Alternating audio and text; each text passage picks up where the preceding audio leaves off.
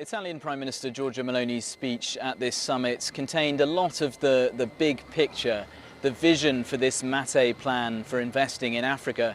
But it was also short on details in terms of where these investments are going to be made and what sort of projects we'll see rolled out in the coming years. We saw Giorgia Meloni repeating the slogan for this summit, saying that it's a bridge for common growth. And she also talked about the goal for Italy to become a natural hub for the energy supply for the whole of Europe.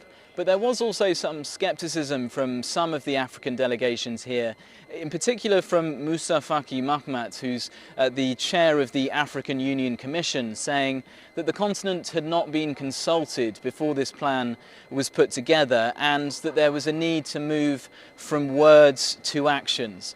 It's also worth noting that these sorts of investments in Africa, when it comes to the Italian government and the European Union overall, are inextricably linked with the issue of migration. We saw Giorgia Meloni saying that you can't stop illegal migration if you don't address the root causes upstream.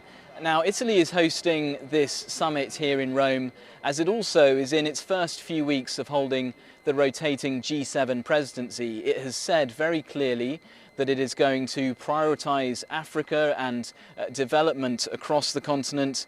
And it's also talked about focusing on cutting illegal migration levels across the Mediterranean Sea. And it also wants to focus on the risks of artificial intelligence and perhaps developing some sort of international framework to deal with those. But of course, like any other G7 presidency, the Italian government is also going to just have to respond to global events as they happen.